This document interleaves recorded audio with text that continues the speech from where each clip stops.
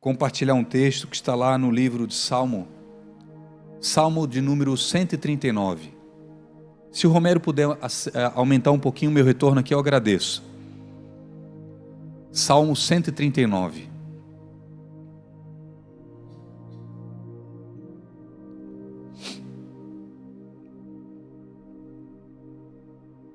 Glórias a Jesus.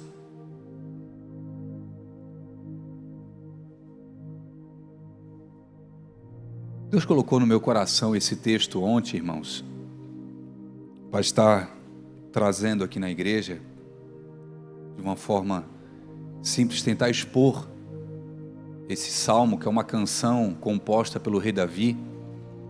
E ontem à noite, hoje pela manhã, eu comecei a preparar essa mensagem ontem à noite, era bem tarde.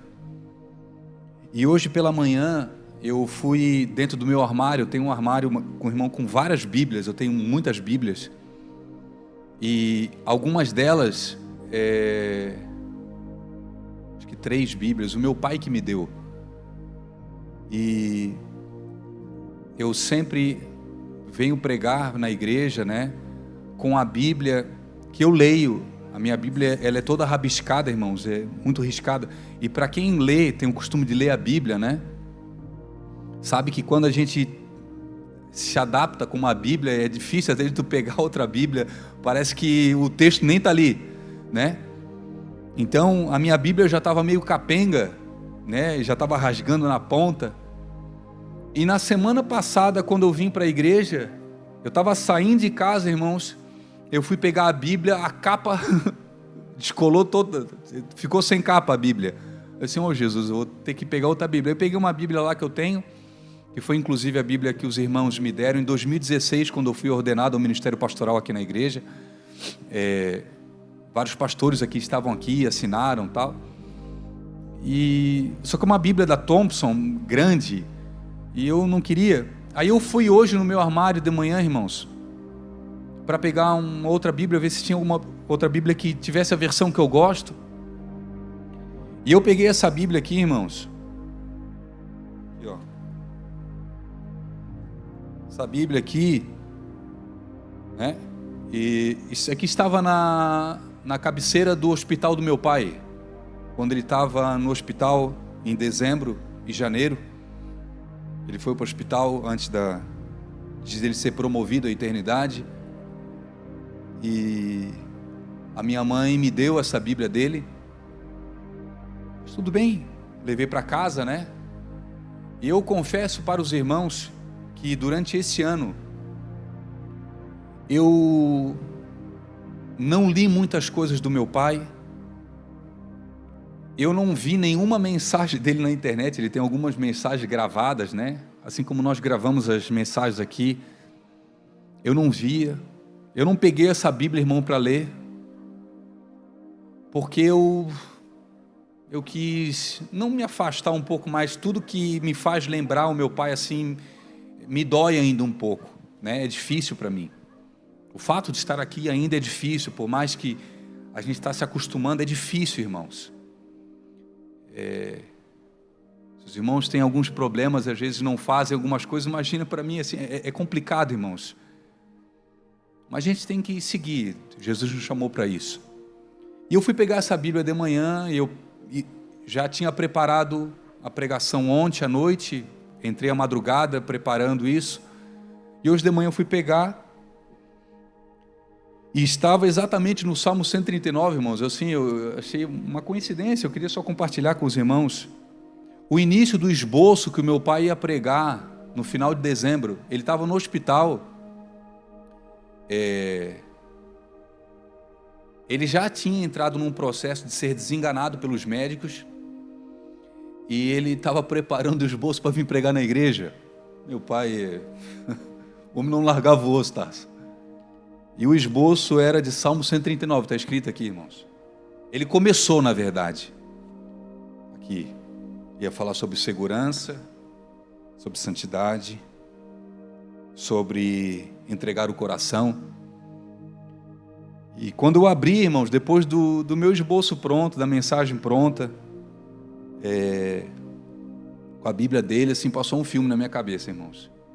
Meu pai, acho que foi final de dezembro, meados de dezembro, ele preparou isso, e exatamente hoje eu tinha preparado essa mensagem.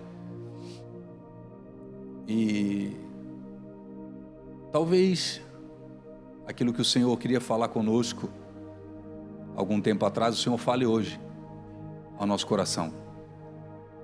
Eu não copiei o esboço dele porque tinha 3 palavras escritas aqui. E confesso que eu sempre tive bastante dificuldade de ler a letra do meu pai.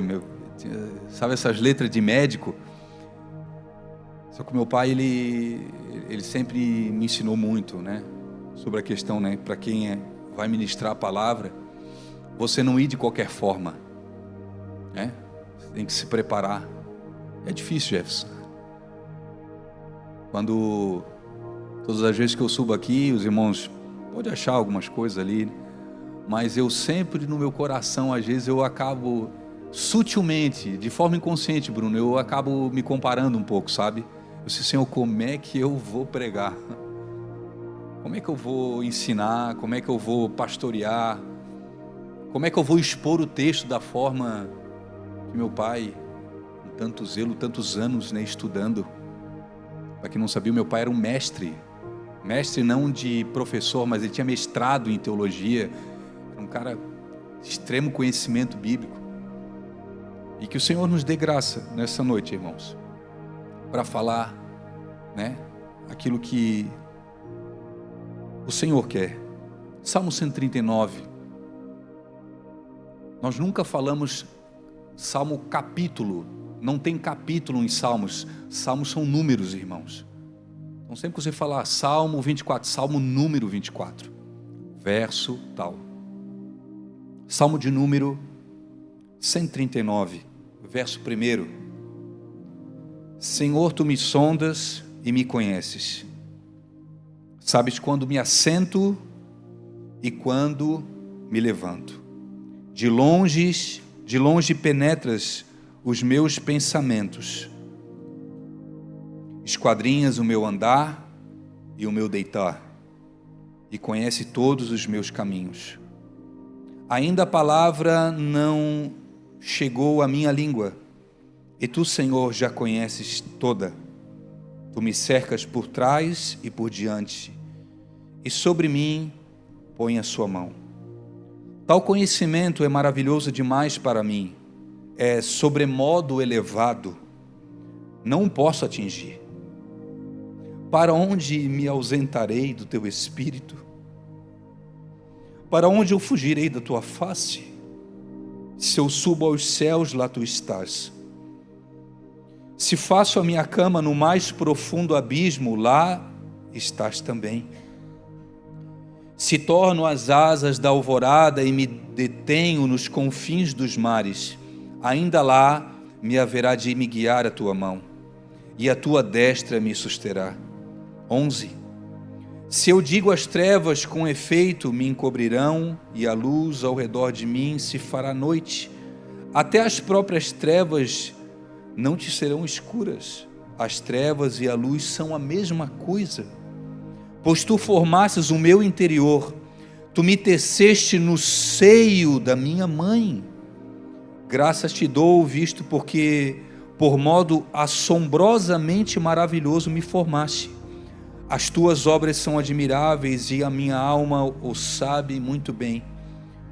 Os meus ossos não te foram encobertos, quando no oculto fui formado e entretecido como nas profundezas da terra.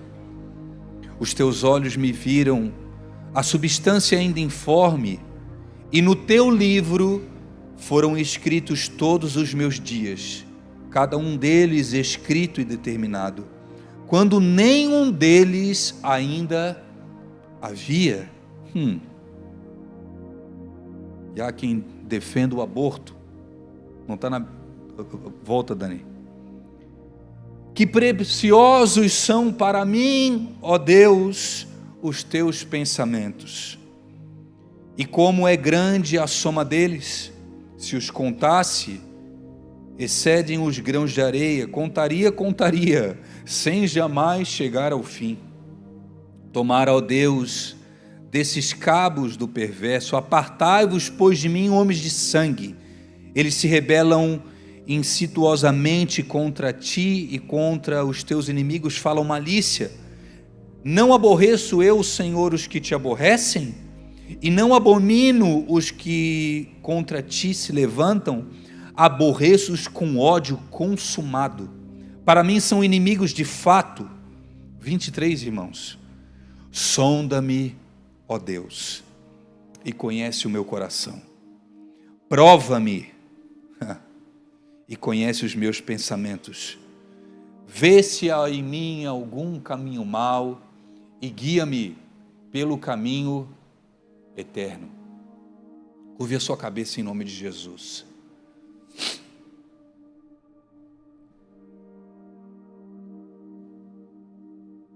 É diante da tua santa palavra, Pai. Diante da tua santa e poderosa palavra, nós queremos nos submeter. Nós queremos reverenciar. E nós queremos te pedir, Espírito Santo,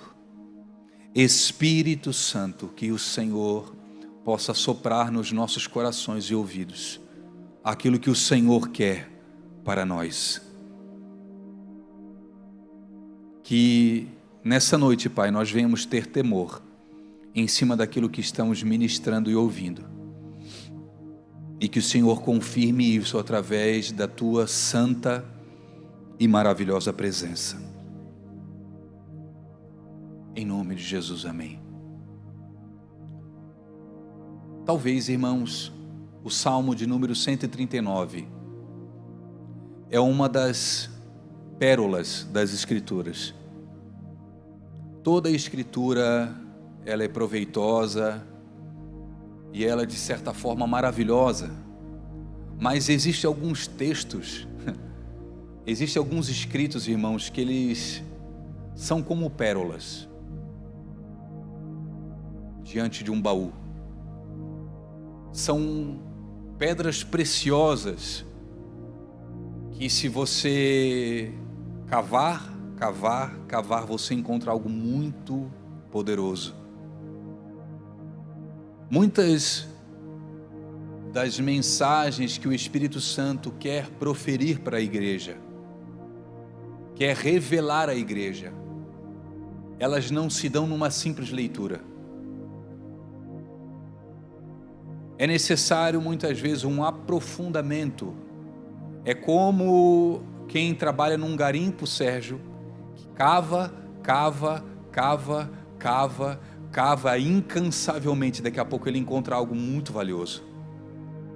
E depois de encontrar aquilo, na cabeça dele assim, valeu a pena todo o meu esforço.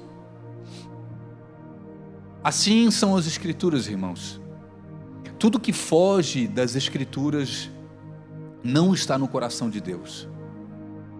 Pode trazer lágrimas aos olhos, pode emocionar, pode chacoalhar a igreja, mas se não está escrito, irmãos, por favor, rejeite. Ainda, o apóstolo Paulo disse certa vez, ainda que um anjo desça do céu e pregue para vocês outro evangelho que eu vos tenho anunciado, que seja anátema. Rejeite, irmãos, as palavras do pastor Dani, que não estão em conformidade com aquilo que você lê nas Escrituras. Rejeite. Rejeite os ensinamentos, por mais emocionantes que sejam, por mais que possam mexer com o brio das pessoas. Rejeite, irmãos, porque o que traz vida é aquilo que está embasado nas Escrituras. O Salmo de número 139, ele expõe talvez um dos grandes, talvez os 3 maiores atributos de Deus. Quando nós falamos, Deus ele tem vários atributos. Nós podemos falar que Deus Ele é justiça, irmãos, Ele tem justiça. Deus, Ele é amor, isso é um atributo de Deus. Um atributo que Deus comunica ao homem. De certa forma, o homem pode ser justo, o homem pode ser amoroso. Mas existem alguns atributos que Deus não comunica ao homem, não compartilha ao homem. E nesse Salmo de número 139, nós podemos ver claramente esses três, que se chama onipresença, onisciência e onipotência. Deus, irmãos, Ele é onisciente. O que é onisciente? Ele sabe de todas as coisas. E o salmista, ele descreve isso nessa canção. Deus, Ele é onipresente. Deus está aqui, Jefferson, conosco. Mas Deus está nesse momento lá nos Estados Unidos também, no culto dos irmãos lá. Deus não está somente no culto dos irmãos dos Estados Unidos, mas Deus está no hospital da Índia. Da mesma forma, Deus está com os trabalhadores no turno da madrugada. Deus está em todos os lugares, porque Ele é onipresente. E por que Deus é onipresente, irmãos? Porque Deus é rápido? Não, porque Deus é grande. Sabe por que Deus está em todos os lugares, irmãos? Porque todo o universo não comporta na palma das mãos de Deus. A geografia universal das galáxias, das Via-Lácteas, é como uma poeira nas mãos do Senhor. E Deus, irmãos, Ele é onisciente, Ele sabe todas as coisas. E o salmista diz: ainda que eu falasse, ainda que eu ore, antes mesmo de que eu ore, ainda que venha uma palavra sobre a minha boca, tu já sabes, Senhor, tu sabe de todas as coisas. Sabe isso que você está pensando nesse momento, irmãos? Deus sabe, porque Ele sabe todas as coisas. Nós fazemos planos para amanhã, mas a gente não pode acertar, a gente não pode autenticar no cartório aquilo que vai acontecer amanhã, irmãos. Mas Deus sabe, porque Deus é o mesmo ontem, hoje e eternamente. Deus não está preso ao Cronos, a nossa cronologia, o nosso relógio. Deus está no seu Kairos, Ele está acima de todas as coisas. Irmãos, vocês estão muito quietos, dá um glória a Deus aí, irmãos, agora. Por favor, dá um glória a Deus, não fica me olhando com essa cara assim, irmãos.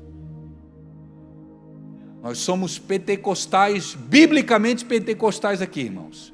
Pode dar glória a Deus e aleluia aqui, tá?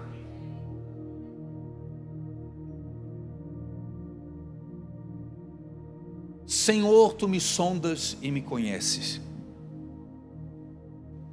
Eu recebi um presente nessa segunda-feira que passou, de uma amiga da minha mãe, e ela me deu uma Bíblia judaica. Ganhei mais uma Bíblia, irmã Vera, uma Bíblia judaica, e a tradução é muito ao pé da letra, diferentemente das traduções que nós temos hoje. E nessa Bíblia, o Salmo de número 139, verso 1 diz assim, diz o seguinte: Adonai, Tu me provaste e Tu me conhecestes. Senhor, Tu me provaste e Tu me conhecestes. O verbo, irmãos, não é o verbo do presente, mas é o verbo do passado. Aconteceu, Senhor. Algumas versões até que nós temos hoje falam: Senhor, Tu me sondastes e Tu me conheces. Ou seja, Senhor, Tu já fez um check-up em mim. Tu me conheces por inteiro. E tu me conheces hoje. O sondastes, irmãos, no verbo, o verbo hebraico é hakar. Significa: Senhor, Tu me examinaste profundamente. No judaísmo, esse é um verbo usado, irmãos, para investigações profundas, como alguém que começa algo e só termina quando parar. Uma investigação que só termina quando é concluída. Não para pela metade. Senhor, tu me sondaste. A tua sonda veio. E do alto da cabeça à planta dos pés, tu me conheces por inteiro. Davi tem a certeza que Deus percorreu cada lugar do seu ser. No mais íntimo, o mais oculto, o mais escuro, Deus esteve lá, irmãos. Você acha que você se conhece? Eu vou falar algo para você. E eu falo embasado biblicamente. Você não se conhece profundamente. Nem o seu esposo, nem a sua esposa te conhece profundamente. Existem mistérios dentro da Samara que com 17 anos junto, com 15 anos de casado, irmãos, eu ainda não descobri. E uma vida toda não vai bastar para eu conhecer. Sabe por quê? Porque existem lugares dentro da minha esposa que eu não tenho acesso, irmãos. Existem lugares dentro de você que você não tem acesso. É necessário uma sonda. E o que é sonda, irmãos? Sonda é um equipamento que ele percorre o interior de coisas, de lugares e de pessoas. Para isso serve uma sonda. Você consegue imaginar, queridos, a Petrobras sem sonda? Sabe qual é o valor da Petrobras, da empresa Petrobras sem sonda? Zero. A Petrobras só tem valor por causa de uma sonda. Entrando em lugares descobrindo petróleo, entrando em lugares descobrindo gás natural, entrando em lugares descobrindo riquezas que estão ocultas aos olhos dos homens. Muitas das descobertas que essas empresas de petróleo fazem, irmãos, são descobertas feitas a quilômetros e quilômetros e quilômetros para baixo do nível do mar. Você consegue imaginar o que são quilômetros para baixo da superfície de um oceano? É isso que a sonda faz. E depois de furar, de percorrer, de bater, de ir fundo e de ir fundo, ela descobre um tesouro. E quando ela descobre um tesouro, o que acontece com os acionistas? A empresa ficou mais valorizada. Por quê? Porque se descobriu algo oculto por intermédio de uma sonda. Senhor, me sonda e me conhece. Vê se há em mim algum caminho mau. E guia-me pelo caminho eterno. Aos olhos humanos, eu olhando aqui de cima, irmãos, agora eu estou de óculos, eu consigo ver bem o rosto dos irmãos. Para ler de perto eu tenho que tirar, mas de longe eu preciso de óculos, irmãos. Vocês são especiais demais. Vocês são super crentes.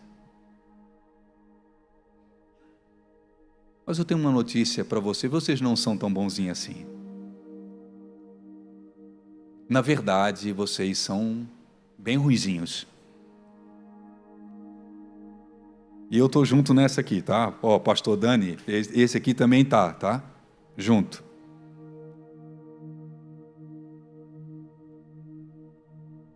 A percepção que nós temos de nós mesmos, muitas vezes não é a percepção que Deus tem de nós. Deus, Ele não aplaude muitas vezes aquilo que os homens aplaudem. Bruno, Deus não reconhece aquilo que nós reconhecemos às vezes. Deus não aprova muitas das nossas orações. Eu quero falar uma coisa para vocês, eu quero trazer um ensinamento, aquilo que o Senhor tem me ensinado. O Senhor, Ele conhece ontem, hoje e eternamente. Ele sabe tudo que ele sabe exatamente o que é melhor para você. Eu vou te dar um conselho quando você orar, diante de necessidades que você tem. biblicamente você está autorizado a expor o seu desejo ao Senhor. O Senhor permite isso a você. Então você quer um boné, Deus permite. Pedi e dar-se-vos-á. Buscai e encontrareis. Batei e abri-se-vos-á. Você pode orar, irmãos. Biblicamente você pode pedir aquilo que está no seu coração. Mas biblicamente o Senhor, Ele só concede de acordo com a vontade dEle. Então, quando você começar a orar, quando você pedir algo, você coloque: Senhor, eu quero um boné amarelo, mas se a tua vontade é que eu não tenha boné, ou que eu tenha um boné vermelho, ou que eu tenha um boné branco, ou que eu tenha um boné preto, Senhor, faça a tua vontade. Irmãos, eu vou te dar um conselho: ore dessa forma, porque as tuas orações, elas vão ser ouvidas. Deus, Ele vai começar a conceder coisas a você, porque você está orando da forma certa. Às vezes eu recebo de alguns irmãos, alguns pedidos aqui, irmãos. Vem às vezes algumas senhoras, vem os irmãos aqui pedir: pastor, ora por mim por causa disso e disso daqui, para que dê certo isso. Irmãos, eu não vou orar assim. Eu vou orar: Senhor, o desejo da minha irmã, dessa senhora aqui é isso, mas que seja feita a tua vontade, Deus. Que o Senhor conceda do teu jeito, no teu tempo, da tua forma.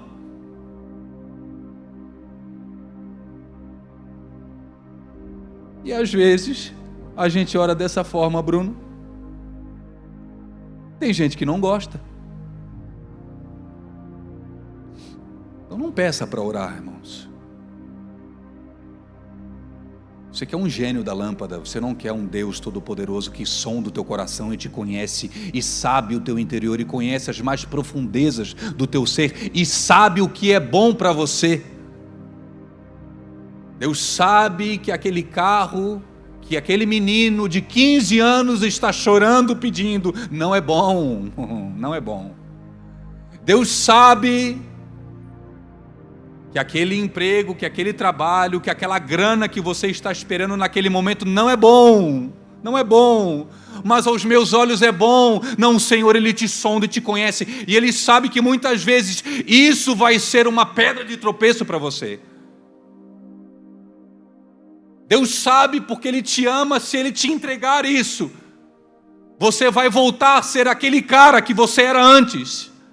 Você vai voltar a ser aquela mulher insuportável que você era antes. Não, então Deus, Ele vai te levando, Ele vai te guiando. Por quê? Porque, irmãos, por quê? Porque Ele te sonda, Ele te conhece. Ele conhece as tuas boas intenções, mas Ele também conhece as más.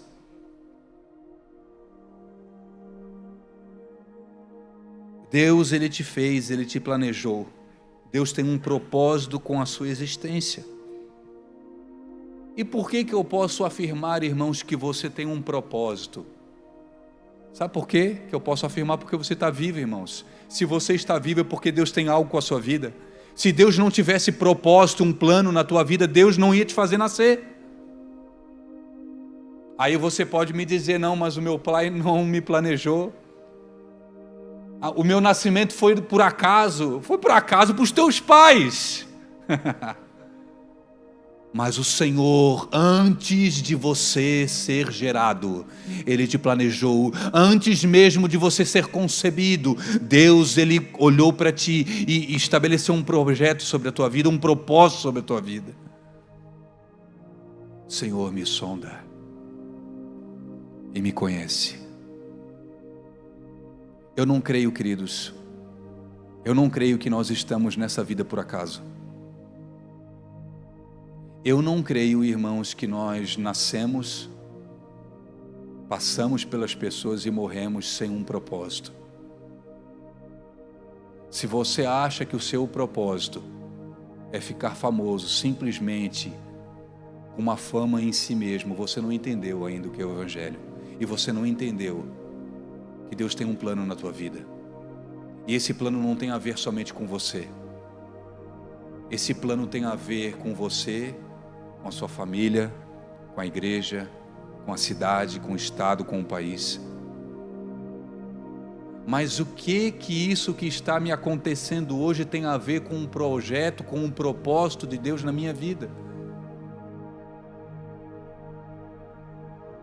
Existem algumas coisas que nós vivemos por escolha e por colheita, de certa forma. Uma lei que vale para os crentes e não crentes se chama lei da semeadura. Aquilo que você planta, você colhe. Você plantou bondade, irmãos, você plantou o bem, você plantou generosidade, você vai colher, irmãos. É fato isso. E isso vale para crente e não crente. A lei da semeadura é uma das leis mais poderosas na terra. Mas existem pessoas que estão vivendo algo que não tem a ver com um propósito, com um projeto de Deus. Era como se Deus te colocasse um caminho, estabelecesse um caminho para você percorrer. E você entrou dentro do carro e você ligou o Waze. Você vai para aquele lugar. Daqui a pouco, no meio do caminho, eu sei que ninguém faz isso, você pegou o celular e viu uma mensagem. Você está dirigindo. Aí daqui a pouco o Waze pediu para você entrar e você foi reto, porque você tirou a atenção do Waze. O que acontece quando você seguiu reto? O Waze, ele recalcula a rota. Aquela viagem que demoraria 2 horas, talvez por essa distração, vai demorar 2h20.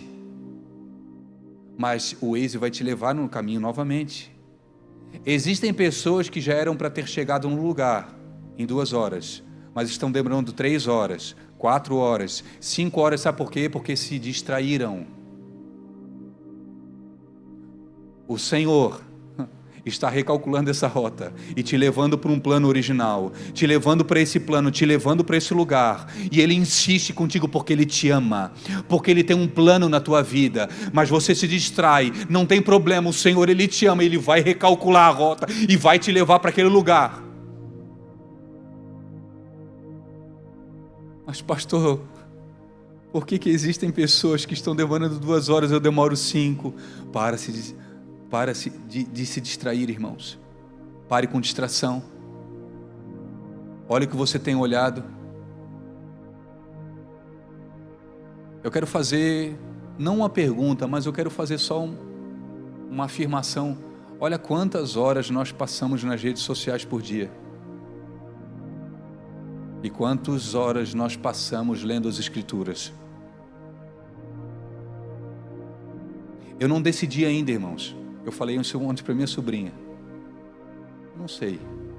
Eu tenho outros projetos. Mas eu estou pensando seriamente até em deletar algumas redes sociais. Porque às vezes eu gasto mais vendo vídeo de receita, de sobremesa, irmãos, do que propriamente lendo a Bíblia.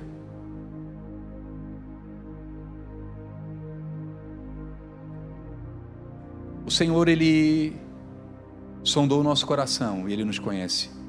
E Ele está nos guiando a um lugar. Davi entendeu isso. E ele disse: para onde eu me irei do teu Espírito? Se eu subir aos céus, ali tu estás. Se eu fizer a minha cama no mais profundo, ali tu também estás. Senhor, eu não tenho mais para onde ir. Tu me cercastes. Tu me envolvestes. Era como se Davi estivesse gritando nessa canção: Senhor, eu não tenho para onde ir.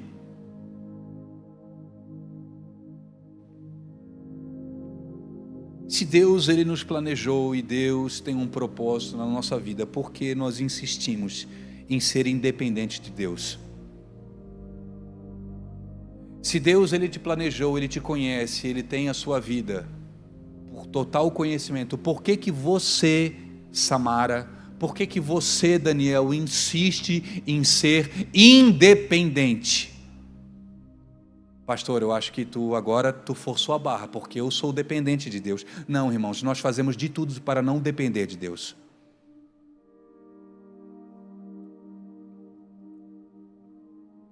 Eu certa vez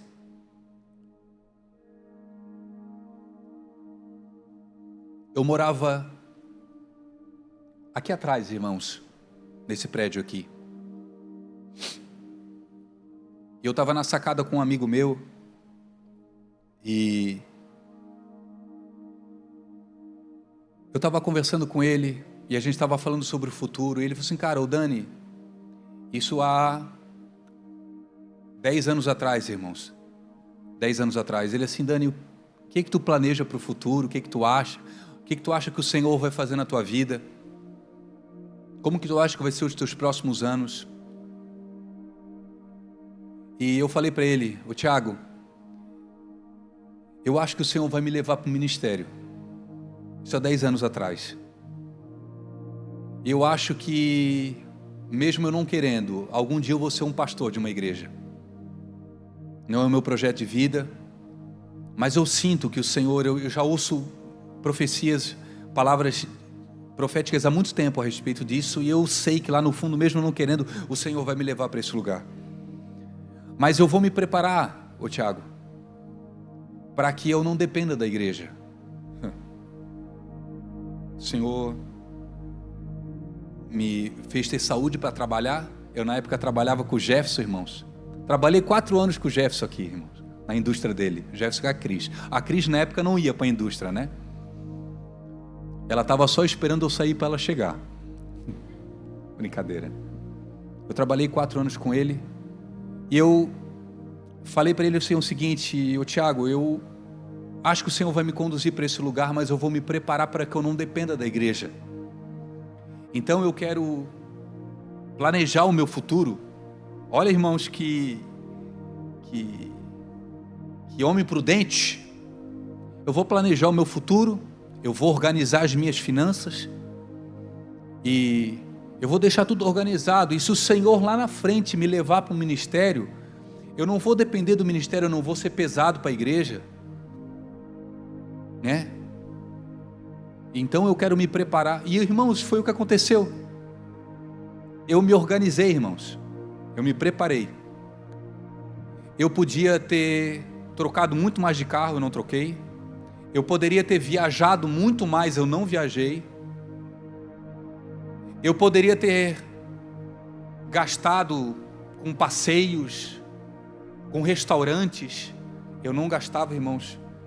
Eu puxei isso da minha mãe, eu era sempre muito econômico, né? Até demais, irmãos, até demais. Samara às vezes queria fazer um negocinho, Samara segura. Mas Dani, nós temos condição, se segura, não sei o dia de amanhã. E eu me preparei, irmãos, organizei. Eu vou falar uma coisa para vocês. Eu organizei a aposentadoria das minhas filhas. E eu organizei a minha vida para nunca mais precisar trabalhar. Eu não ia ser milionário, rico, ter uma grande renda, mas eu ia viver muito bem, irmãos, com aquilo que Deus já tinha me dado. E eu organizei, bem certinho.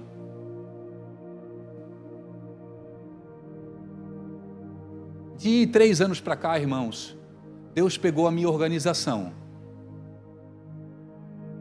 E Deus, Ele bagunçou a minha organização. Dani, não está sendo teológico. Irmãos, a palavra é essa. Deus pegou o meu plano, Deus pegou o meu projeto, Deus pegou a minha organização e Deus botou de cabeça para baixo. E eu vou falar uma coisa para vocês, tá? O Senhor, Ele só desorganiza aquilo que está organizado. Deus não toca na tua bagunça. Deus não toca na minha bagunça. Deus vai esperar muitas vezes para agir. Você botar a mão, você organizar e depois Ele vai colocar a vontade dEle. E foi o que aconteceu, irmãos. Eu tinha construído um castelo e Deus pegou o meu castelinho e virou de cabeça para baixo. Deus chacoalhou assim para sair até a última moedinha, irmãos. E depois que Deus começou a fazer isso, eu entrei em crise. Por quê? Deus, eu fui organizado, eu fui prudente. Senhor, de tudo que eu adquiri, eu dava o dízimo de tudo, irmãos. Parecia um fariseu. Lembra do fariseu falando, ô Bruno? Lembra? Eu desde 15 anos de idade, Senhor, eu sou fiel, eu ajudo as pessoas. Deus, por que tu fez isso? E o Espírito Santo falou comigo: meu filho, aonde que eu estava nessa organização? Tu construiu algo tão organizado que eu não tive espaço para entrar aí. Nessa área, você se tornou independente. Você não depende de mim. Meu filho, eu te sondo. E eu te conheço. E eu conheço coisas aí internas que você não sabe. Então eu preciso mexer nisso, para que você volte os teus olhos para mim. Para que você dependa de mim também nessa área. Irmãos, está sendo agradável, irmãos? Longe de ser agradável. Choro praticamente todas as semanas. Praticamente todas as semanas perco o sono.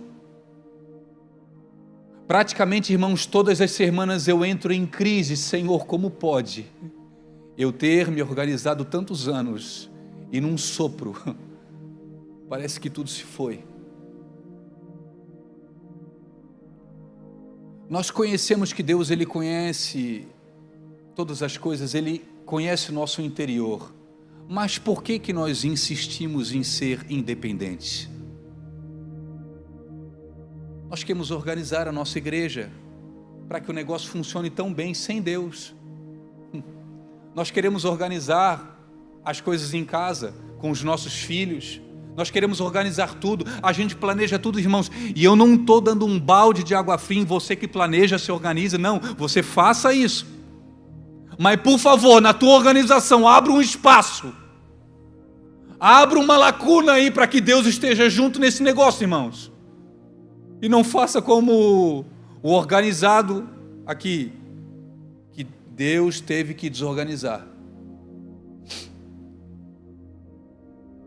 Se nós conhecemos, por que nós insistimos? Nós planejamos para não dependermos de Deus. Eu tenho aprendido que Deus, Ele não se move pelas nossas ações, mas Deus, Ele se move pelas nossas intenções. Sabe por quê? Porque Deus, Ele conhece o nosso coração. Deus sabe, irmãos, quem é irmão mais novo e quem é irmão mais velho de Lucas 15. Deus sabe, irmãos, quem é joio e quem é trigo. Eu não sei. Eu tenho vontade, Sérgio, de arrancar o joio de vez em quando. Mas muitas vezes eu vou arrancar aquilo que é trigo, porque eu não tenho o olhar de diagnóstico que Deus tem. Deus, Ele sabe exatamente as intenções do teu coração. Deus sabe porque você prega. Deus sabe porque você canta, Luiz. Deus sabe porque você oferta e dizima. Deus sabe a intenção da sua generosidade. Deus sabe. Deus conhece o mais profundo do seu ser.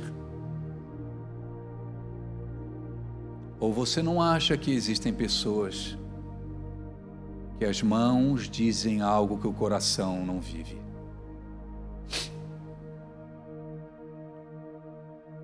Certa vez eu estava aqui, irmãos, esse ano,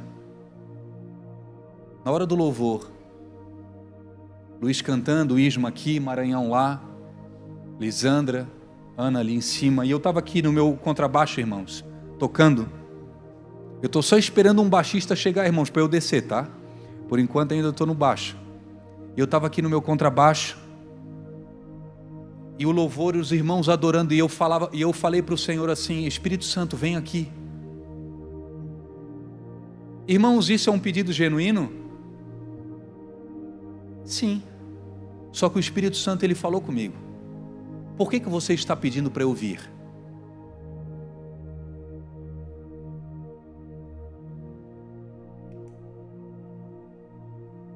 Por que você está pedindo para eu vir?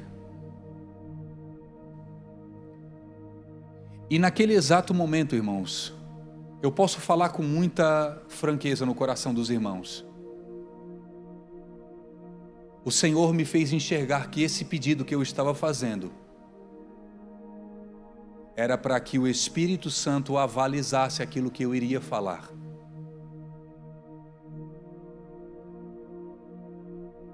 O meu pedido para que Ele viesse e se manifestasse através da sua presença é para que eu tivesse o aval. Não tinha a ver com Ele, mas tinha a ver comigo, Luiz. Eu fui para minha casa e eu pedi perdão ao Espírito Santo. Sabe por que Ele me perguntou isso? E sabe por que Ele te pergunta algumas coisas? Porque Ele conhece o seu coração, querido. Ele sabe exatamente a intenção do seu coração naquilo que você faz, ou naquilo que você deixa de fazer. Existe algo que o Senhor, com a sua sonda, uma das primeiras coisas que Ele põe para fora, é uma palavrinha que todos nós temos um pouco. E os irmãos me perdoem, todos nós temos um pouco. A palavra se chama hipocrisia.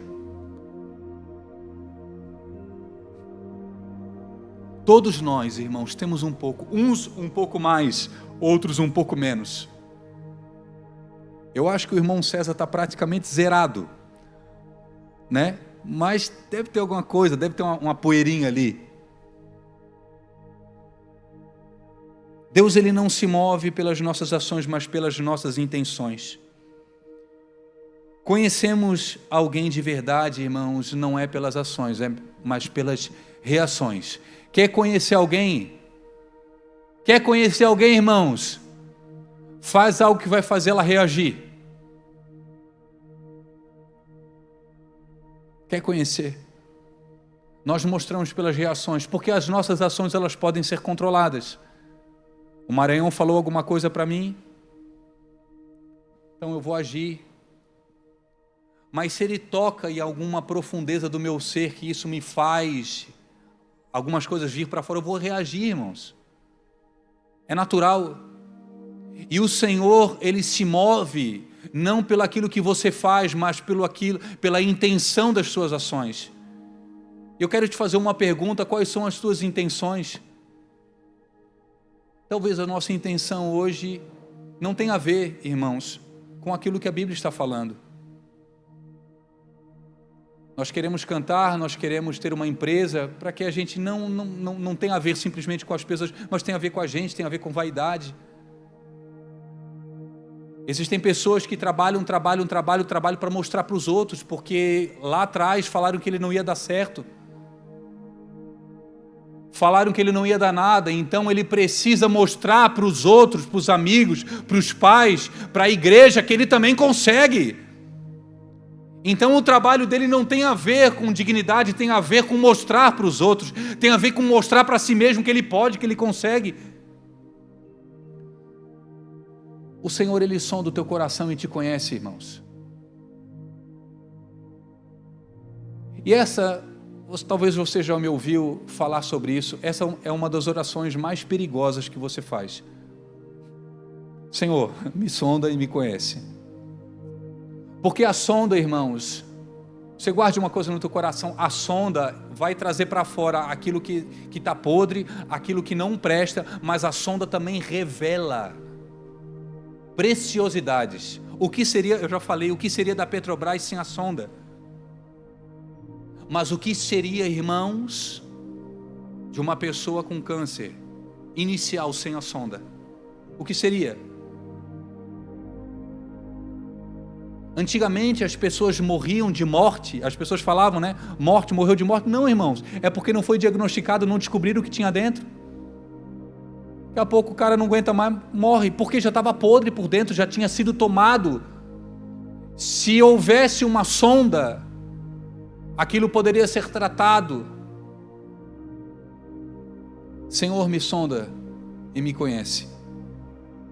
Vê se há em mim algum caminho mau e guia-me pelo caminho eterno.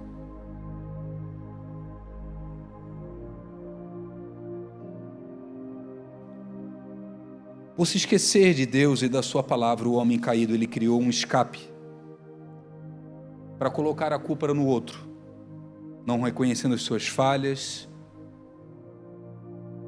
não levando em consideração que Deus, ele sabe e conhece todas as coisas. Isso é natural do homem caído.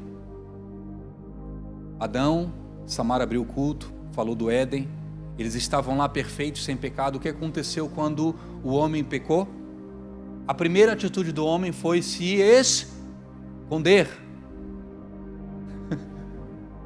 Se esconder de Deus. Você acha que existem pessoas que continuam se escondendo de Deus?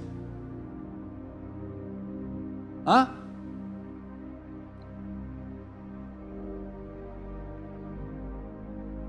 Estou mal. Vou parar, não vou fazer mais nada, não vou mais ir, não vou mais trabalhar, não vou mais ajudar aqueles irmãos, não vou mais mandar mensagem para ninguém, não vou.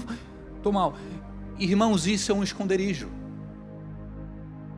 Adão, ele se esconde. Depois de se esconder, o que ele faz quando Deus se encontra com ele? Senhor, a culpa é da mulher. A primeira, irmãos, a primeira característica de um homem caído é colocar a culpa nos outros. O homem, ele nunca vai assumir a culpa. A culpa é na igreja, a culpa é no pastor, a culpa é na sociedade, a culpa é do Lula, a culpa é de quem for, irmãos. A culpa nunca é sua. Por quê? Porque você é bom, porque você é perfeito. Sabe o que está faltando para você? Você se encontrar com Jesus. Quando você se encontrar com Jesus, a luz dele vai brilhar nas tuas trevas e você não vai conseguir enxergar outra coisa. Senhor, a mulher que tu me deste. Aí Deus chega em Eva, e aí? Senhor, ela não falou isso. A serpente que tu me deste não foi a serpente, Senhor. Aí Deus chega na serpente, a serpente olha para o lado, não tem ninguém.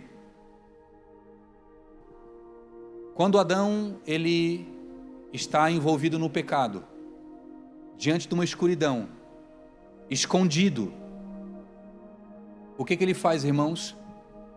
Ele vai e colhe folhas de figueira para tapar a sua nudez. Aí Deus chega para ele assim: Adão, mas quem te disse que tu estavas nu? Tu sempre esteves nu. Adão, você sempre teve peladão. Quem te disse isso? Adão, ele colhe as folhas de figueira e ele tapa a sua nudez. Quando Deus vê isso, Deus pega aquela folha de figueira, Deus arranca aquela folha de figueira e Deus mata um animal. O sangue de um animal é derramado e Deus pega a pele daquele animal e veste Adão, simbolizando aquilo que aconteceria na cruz, irmãos. Aí Jesus, certa vez, Mateus capítulo 21, se eu não me engano, Jesus, ele estava com fome, chega diante de uma figueira e ele vai para colher os frutos, um figo, e na figueira só haviam folhas, não havia figo. Jesus amaldiçoa a figueira, os discípulos ficam espantados, não entendem nada. Mas Jesus Cristo estava dando um recado não somente para os discípulos, mas para a nação de Israel. E Jesus estava falando algo profético naquele momento. Uma figueira, irmãos, isso naturalmente, toda figueira, ela primeiro dá um fruto pequeno. Depois de dar um fruto pequeno, um pequeno fruto, as folhas vêm para fora. O que simboliza as folhas? As folhas simbolizam que um fruto pequeno já veio. E depois desse fruto pequeno, depois das folhas, vem o fruto maduro. Jesus chega para comer lá. E ele olha para a figueira, tem folha, mas não tem fruto. Ou seja, tu estás aparentando uma coisa que você não vive. Você está aparentando uma coisa que você não tem. Se tem folha, tem que ter fruto. Mas você não tem fruto, só tem folha. Eu te amaldiçoo. Jesus está falando do sistema religioso daquela época. Vocês têm folha, mas vocês não têm fruto. Vocês são sepulcros caiados. Vocês têm uma aparência do lado de fora, mas por dentro vocês são podres. Eu sondo o coração de vocês e conheço. Jesus está falando do templo.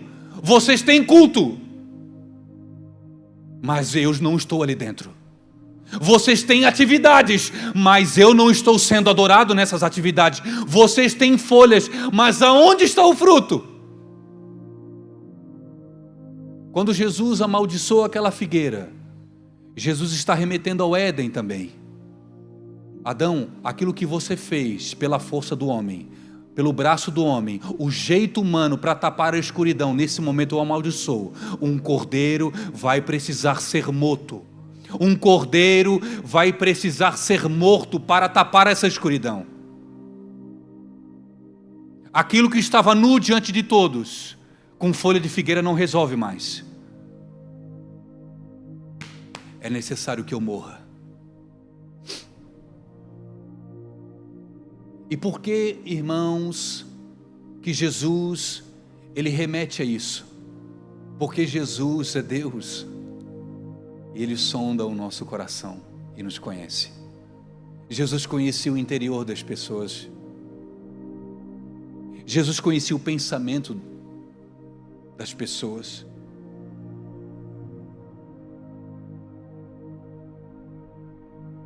Geralmente, os que dizem, irmãos, talvez você já aprendeu sobre isso. Os que dizem que estão sempre certos são os que mais erram.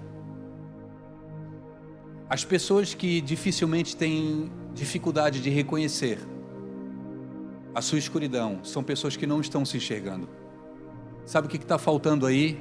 A glória de Jesus brilhar na sua vida. É impossível uma pessoa que está próximo de Jesus e consegue somente olhar o erro dos outros. É impossível uma pessoa que está próximo de Jesus e que só consegue ver o erro na igreja. É impossível uma pessoa que está aos pés de Cristo ficar metendo pau na igreja. Os críticos de internet, os críticos que não morreram pela igreja, mas são especialistas em dar diagnósticos que nem eles vivem. O Senhor sonda o coração e conhece. Deus sabe que muitas dessas pessoas que estão trazendo diagnósticos estão fazendo isso por promoção.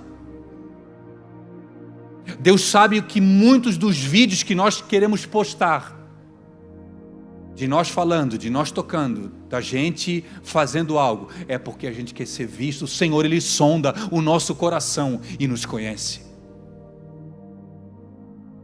Deus, Ele conhece, irmãos, aquilo que as tuas palavras dizem, mas o teu coração pensa totalmente ao contrário.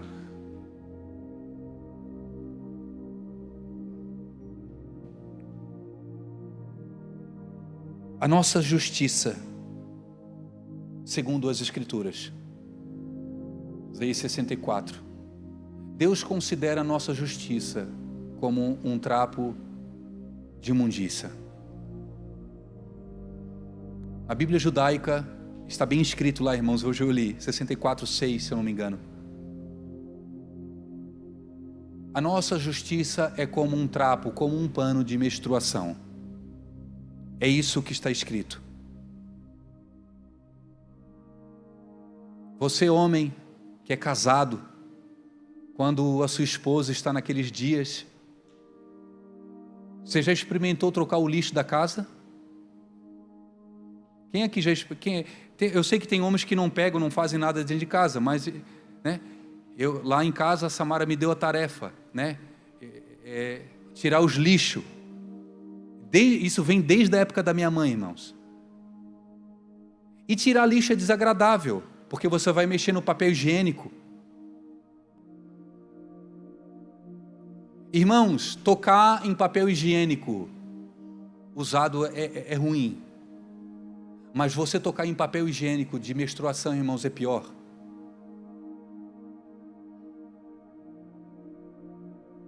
Aí você imagine uma mulher que tinha fluxo. Ela não tinha um OB, ela não tinha como é que é o nome dos negócios? Absorvente, mas tem um nome do absorvente. AD, não, como é que é? Tem um nome. A marca. Always. Irmãos, nós somos casados, aleluia. Always.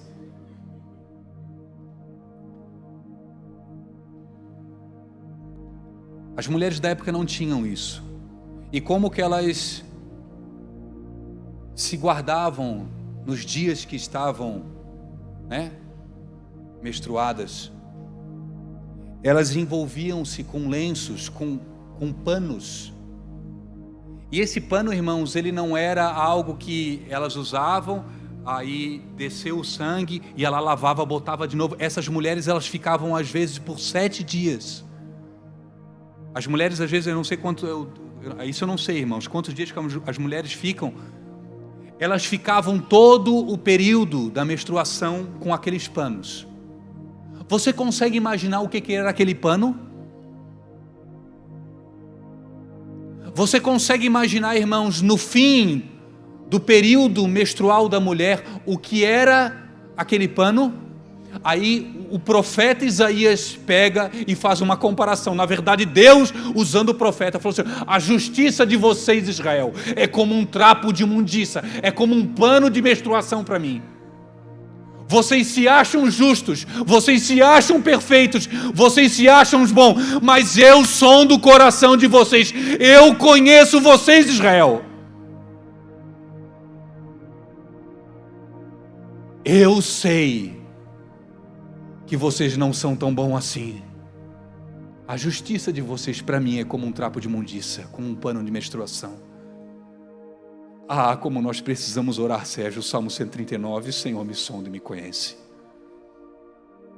Senhor, vê se há em mim algum caminho mau. Examina as minhas intenções, Senhor, naquilo que eu estou fazendo.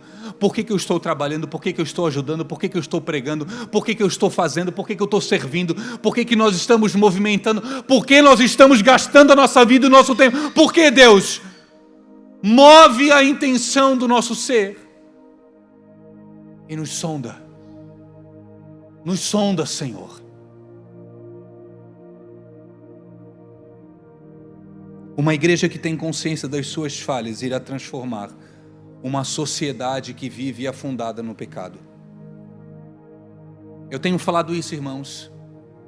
Um homem e uma mulher restaurados, eles podem transformar uma família. Um homem e uma mulher restaurados, eles podem transformar uma casa. Sabe a oração que você pede para muitos dos líderes aqui fazer? Essas orações, elas não deveriam ser feitas, são falta de posicionamento. Um homem bem com Deus, ele pode transformar uma casa. Uma casa transformada pode transformar uma igreja, irmãos. Uma igreja transformada e tendo consciência do seu pecado pode transformar uma cidade.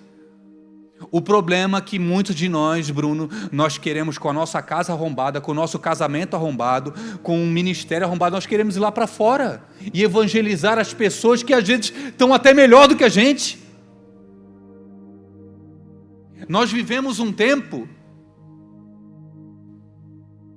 e isso é muito sério, irmãos, aonde as pessoas ficavam, alguns irmãos aqui já viveram isso, ficavam 7 dias por semana dentro da igreja. Era segundo culto disso aqui, terça é a escola daqui, isso, quarta é aqui, quinta é a reunião dos homens, sexta é a intercessão, isso, sábado é o culto de jovem, e domingo, e aí onde estava a tua casa? Aonde estava o teu casamento? Não, o negócio é a igreja. Contrapartida, irmãos, você preste atenção numa coisa, sutilmente muitos, hoje em dia, com essa colocação, não, vamos olhar para a nossa casa, o negócio é a nossa casa, se esqueceram da obra de Deus. Se esqueceram das coisas de Deus, porque agora eu preciso cuidar da minha casa. Então, se eu fui num culto uma vez por semana, eu não posso ir mais. Por quê? Porque é a minha casa. Mas você faz crossfit todos os dias. Você todos os dias faz algo durante 2, 3 horas. Mas você não pode, por quê? Porque já teve o culto. Então a gente perdeu, irmãos, o equilíbrio. Antes era igreja, o negócio é ministério. Agora é casa. E se esquecemos da obra de Deus. Você precisa, irmãos, nós precisamos de um equilíbrio. E esse equilíbrio só vai acontecer se o Senhor olhar para dentro de nós e nos sondar. E Deus vai enxergar que muitas vezes o fato de nós estarmos enfiados na igreja 7 dias por semana é porque a gente queria alcançar um lugar em Deus. A gente queria provar alguma coisa para Deus que Deus já conhecia. Nós queríamos mover o coração de Deus pelas nossas ações. Deus não se move, irmãos. Deus se move pela nossa intenção. Contrapartida, aqueles que simplesmente, agora é minha casa. O negócio é casa. Você entrou numa zona de conforto. E você deixou toda a responsabilidade agora para o pastor Bruno, porque agora tem que cuidar da minha esposa, tem que cuidar do meu filho. Não, agora o que eu faço, agora deu, acabou. E nós perdemos a sensibilidade, irmãos. Nós só vamos entrar num lugar de discernimento, de equilíbrio, quando nós tivermos um encontro com Jesus Cristo. Sonda o meu coração e me conhece. Vê se há em mim algum caminho mau. Estavam 7 dias por semana na igreja, mas julgavam os outros, condenavam os outros. Estavam 7 dias por semana, mas se achavam superior àqueles que estavam trabalhando. Estavam 7 dias na semana na igreja, mas se achavam superiores. Não, agora o negócio é minha casa. Aí você fica em casa, irmãos. Aí você fica 7 dias por semana vendo filme. É 7 dias por semana comendo brigadeiro. É 7 dias por semana com o Instagram na mão, com o celular na mão, do lado da sua esposa, do lado do seu filho, mas está dentro de casa. E perdeu o equilíbrio. Ah, meu irmão, eu amo um lugar que o Senhor vai nos levar, irmãos, que é um lugar sadio, onde nós vamos entender que existe tempo para todas as coisas. Tempo para todas as coisas. Eu já encerro.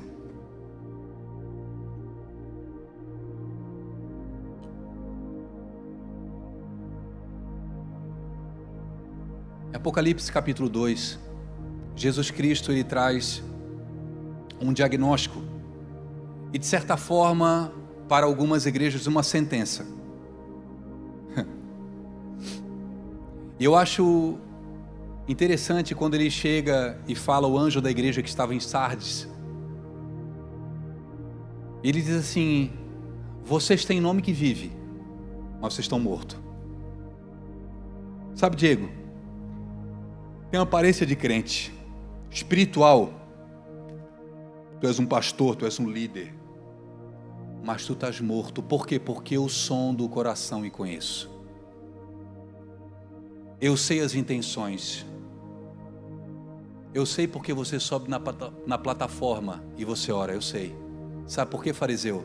Porque tu se acha superior ao publicano. Eu sondo o teu coração. Aí ele chega na igreja de Laodiceia.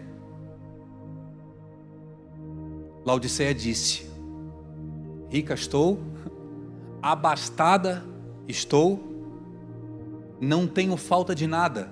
É isso que a igreja disse.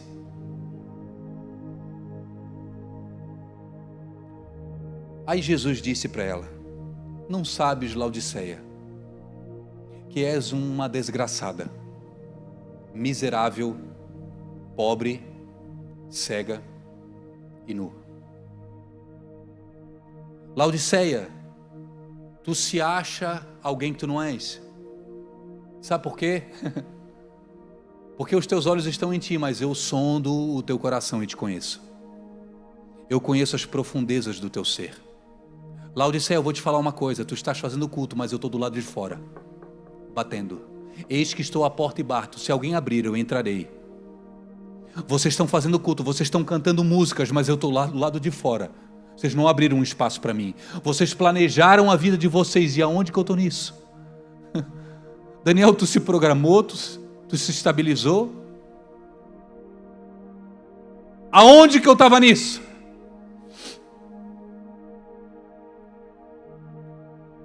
Aí Jesus chega para uma igreja chamada Esmirna. Eu conheço as tuas obras. Eu conheço a tua tribulação. E eu conheço a tua pobreza, mas tu és rica.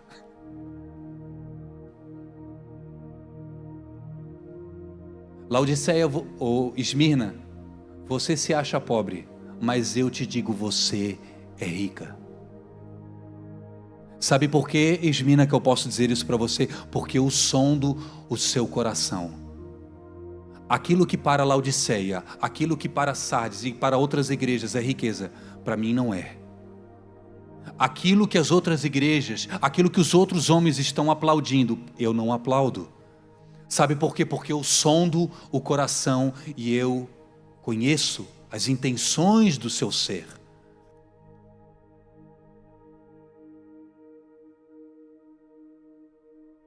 Eu queria que você se colocasse de pé em nome de Jesus.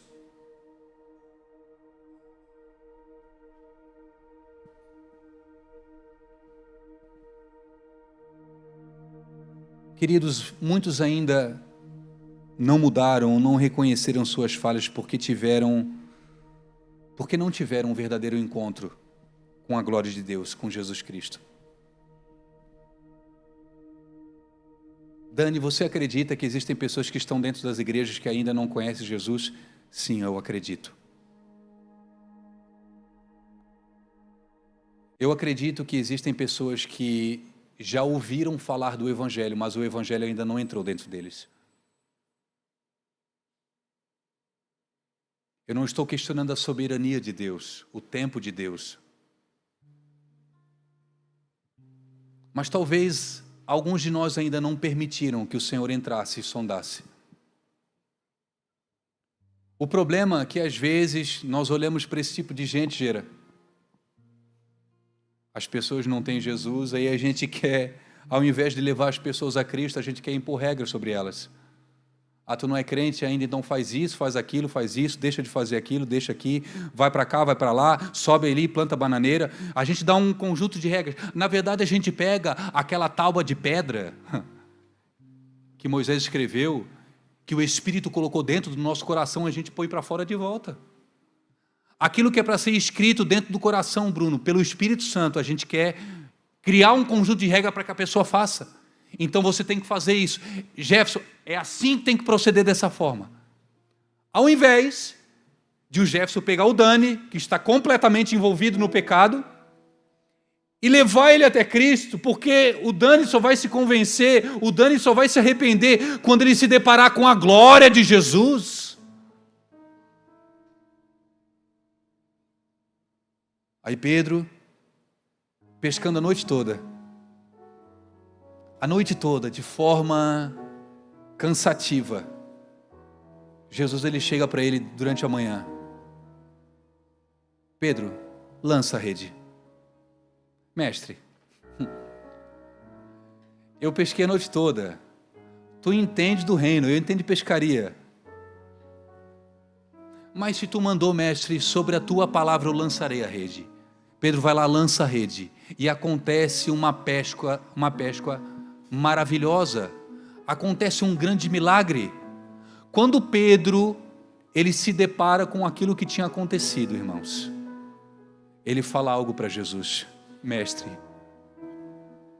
afasta-se de mim, porque sou um homem pecador. Sabe o que aconteceu naquele momento? Não foram os peixes que impressionaram Pedro, mas foi a glória de Jesus que foi apresentada a ele. Quando Pedro se depara com a glória de Jesus, é impossível não enxergar os pecados. Afasta-se de mim, Senhor, eu sou um homem pecador.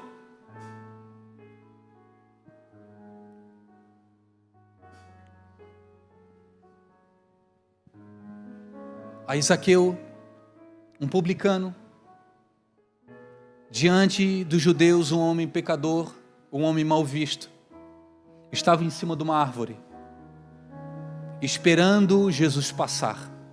Jesus olha para ele, fala: Zaqueu, desce daí, porque hoje me importa pousar na tua casa.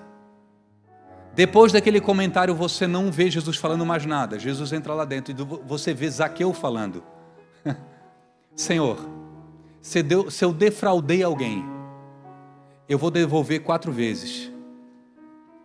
Aí Jesus fala assim: hoje entrou salvação nessa casa. Sabe o que aconteceu ali, irmãos? Jesus entrou num lugar que ninguém tinha entrado ainda. Jesus entrou num lugar que Zaqueu ainda não tinha permitido ninguém entrar, dentro da sua casa.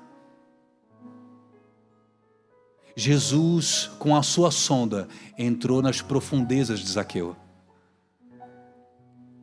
Jesus não falou para Zaqueu: Zaqueu, agora tu vai fazer isso, isso, isso, isso. A regra é essa. Não, Jesus só mostrou a sua glória, irmãos.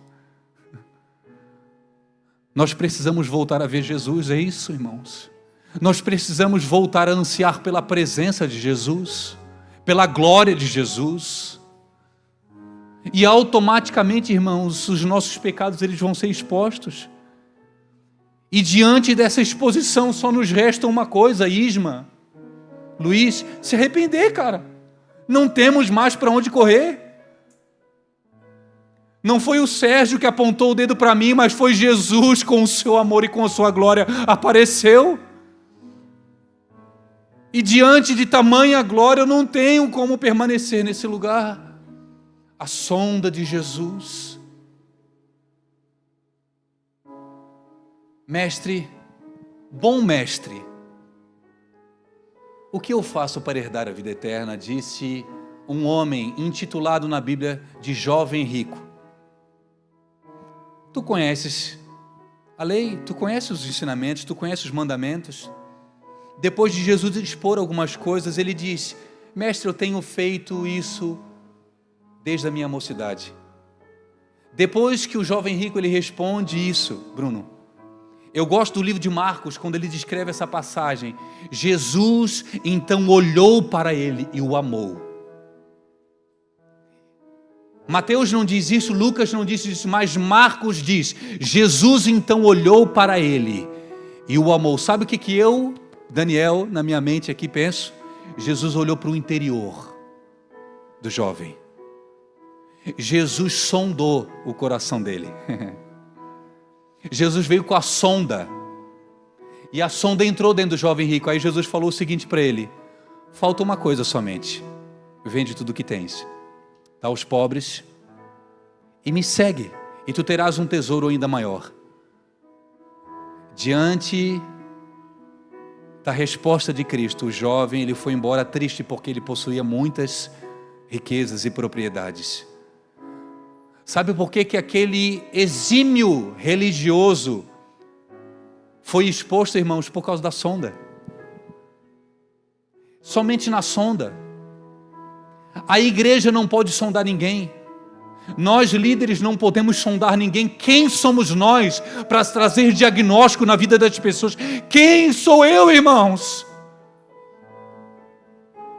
O meu convite para você, meu amigo aqui na igreja, vamos correr para Jesus. Vamos correr para o nosso Senhor, para o nosso amado Jesus. Vamos correr para a presença dEle. Existem pessoas que estão aqui que vão precisar parar de fazer algumas coisas que estão fazendo. O Senhor fala ao meu coração. Existem pessoas que precisam deixar algumas coisas aqui. Isso está sendo distração na tua vida. Fecha os teus olhos. Fecha os teus olhos em nome de Jesus. Enquanto os meus irmãos cantam uma canção,